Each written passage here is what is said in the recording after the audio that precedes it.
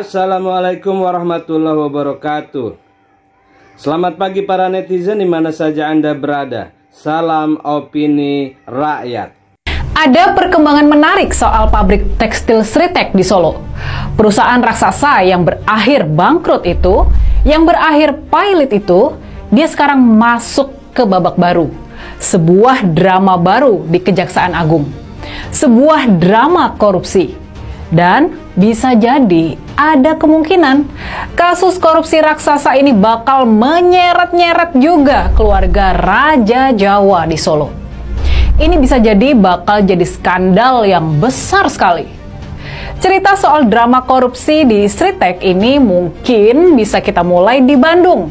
Bukan di Solo, tapi di Bandung.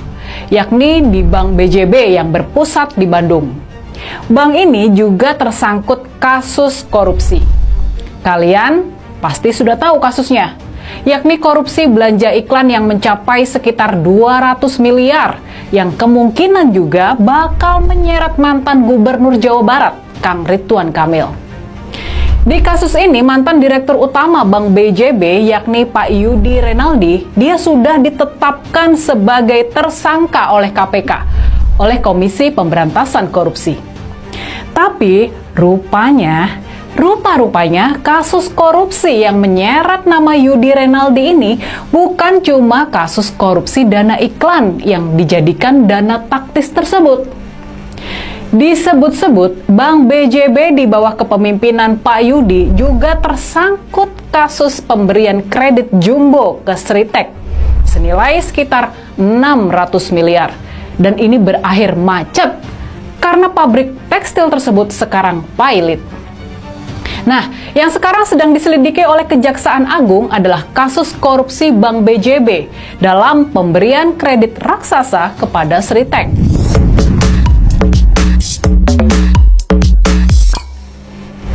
Jadi, kasus korupsi Bank BJB ini sekarang ada dua.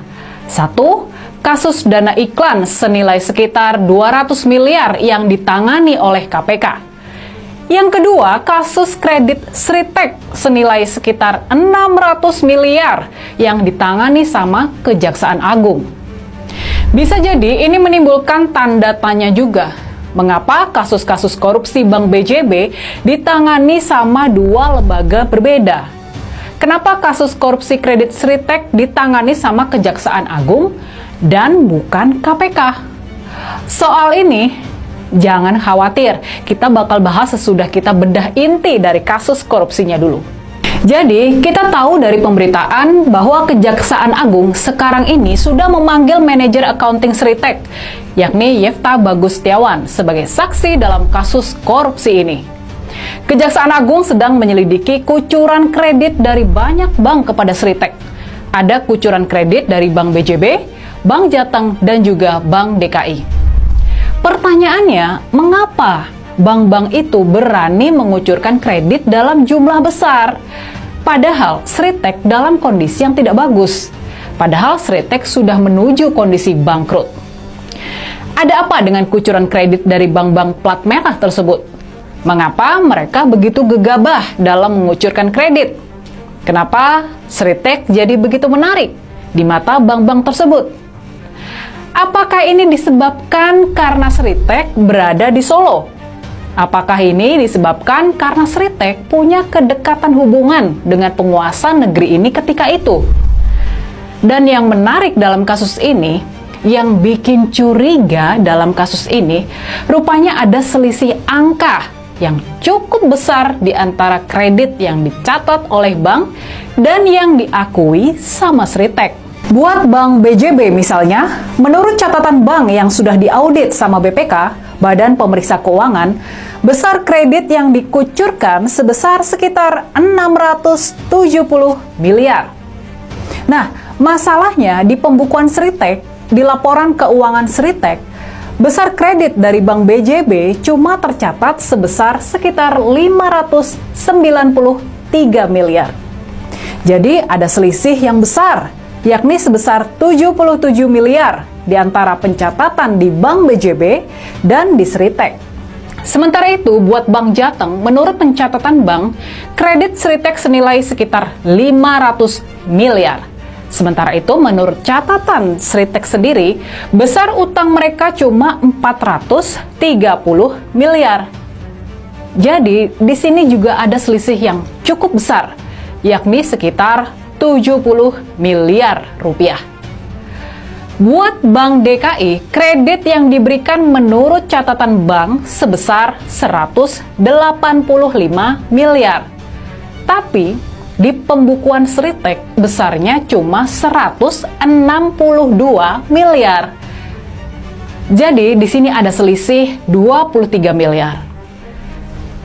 Nah, pertanyaannya sekarang, pertanyaan para penyidik Kejaksaan Agung, kenapa ada selisih yang cukup besar antara 11-14% dalam pencatatan bank-bank dan Sritek? Mengapa uang yang diterima oleh Sritek, yang diakui sudah diterima oleh Sritek, mengapa jumlahnya lebih sedikit dibandingkan yang sudah dikucurkan oleh bank-bank? Pertanyaan lanjutannya, kemana selisih uang yang besar ini, yang totalnya mencapai 170 miliar? Kemana selisih uang ini mengalir? Adakah pihak ketiga?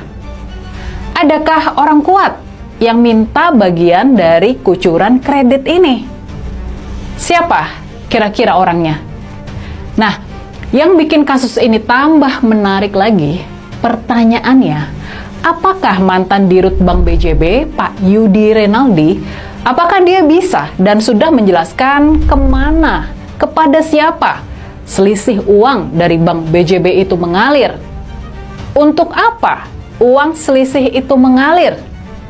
Siapa pihak yang begitu berkuasa sehingga bisa minta jatah sampai sebesar 77 miliar? Apakah Pak Yudi Renaldi sudah bernyanyi?